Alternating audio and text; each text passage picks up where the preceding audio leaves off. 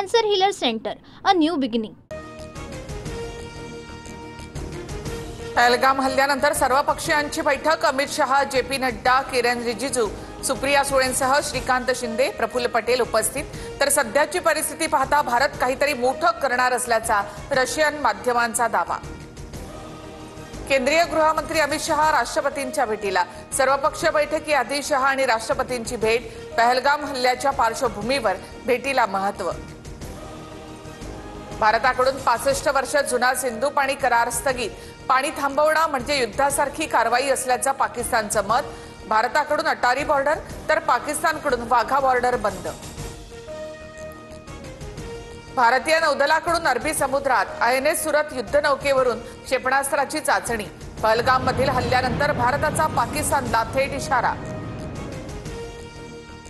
दहशतवाद्यांना मातीत गाडण्याची वेळ आली. पहलगामच्या दोषींना कल्पनेपेक्षाही मोठी शिक्षा होईल, पंतप्रधान मोदींचा इशारा.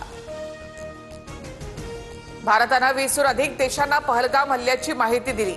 America, Britain, European Union, Italy, कतारसह जपान, चीन, रशिया, जर्मनी आणि फ्रान्सचा समावेश. भारत आणि पाकिस्तानमधील तणाव वाढला.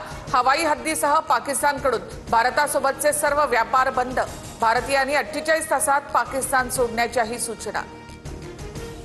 पहलगाममधील हल्ल्यानंतर भारताचा पाकिस्तानवर डिजिटल स्ट्राईक. भारताकडून पाकिस्तानशी संबंधित काही ट्विटर हँडल बंद. पाकिस्तानचं सरकारी खातंही बंद करण्यात आल्याची माहिती.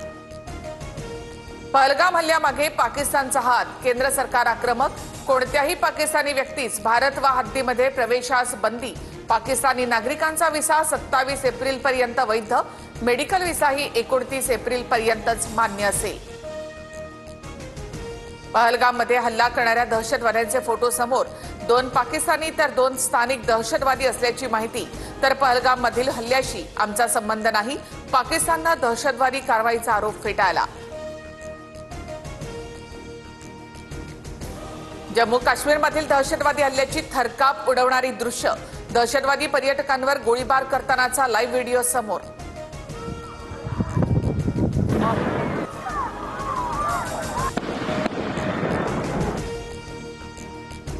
श्रीनगरमधील BSF जवानांना चुकून ओलांडली पाकिस्तानची बॉर्डर. जवान पूनम कुमार पाकिस्तानी सैन्याच्या ताब्यात. हिंदू कोण विचारल्यावर वडिलांनी हात वर केला, मग गोळी मारली. विनवणी करून सुद्धा अतिरेक्यांनी गोळ्या झाडल्या. डोंबिवलीमधील हर्षल लेलेनं सांगितला पहलगाममधील हल्ल्याचा घटनाक्रम. दहशतवाद्यांनी डोळ्यात गोळ्या घातल्या. लहान मुलांना मारलं. आम्ही टिकल्या काढून फेकल्या, अजान म्हटली, पण तरीही त्यांनी आम्हाला सोडलं नाही. पहलगाम हल्ल्यातील पीडित कुटुंबियांनी सांगितला थरारक अनुभव. जम्मू काश्मीरमध्ये अडकलेले पर्यटक विशेष विमानानं महाराष्ट्रात. नागपूर, मुंबई, पुण्यासह आतापर्यंत 120 पर्यटक सुखरूप परतले. उपमुख्यमंत्री एकनाथ शिंदेंच्या उपस्थितीमध्ये एअरलिफ्ट. संकट काळामध्ये आम्ही केंद्र सरकारच्या पाठीशी. सरकार घेईल त्या निर्णयाला पाठिंबा असेल, मात्र विरोधकांचीही मतं ऐकून घ्यावीत. काश्मीर दहशतवादी हल्ल्यावर संजय राऊतांची प्रतिक्रिया. सरपंच संतोष देशमुख हत्या प्रकरणावर 7 मेला पुढील सुनावणी. निर्दोष मुक्ततेसाठी वाल्मिक कराडचा तर बीडच्या कारागृहामध्ये रवानगीसाठी आरोपी विष्णू साठेचा अर्ज. अॅडव्होकेट उज्ज्वल निकमांच्या उपस्थितीमध्ये सुनावणी होणार. जळगावच्या सराफ बाजारामध्ये सोन्याच्या दरात 2,500ची घसरण. सोन्याचे दर GSTसह 99,000 रुपयांवर. गेल्या 8 दिवसापासून सुरू असलेला सोने भाववाढीला काहीसा ब्रेक. भारतीय क्रिकेट संघाचे मुख्य प्रशिक्षक गौतम गंभीरला जीवे मारण्याची धमकी. SS काश्मीर विरोधात तक्रार दाखल. I kill you अशा धमकीचे 2 email. Cancer Healer Center, a new beginning.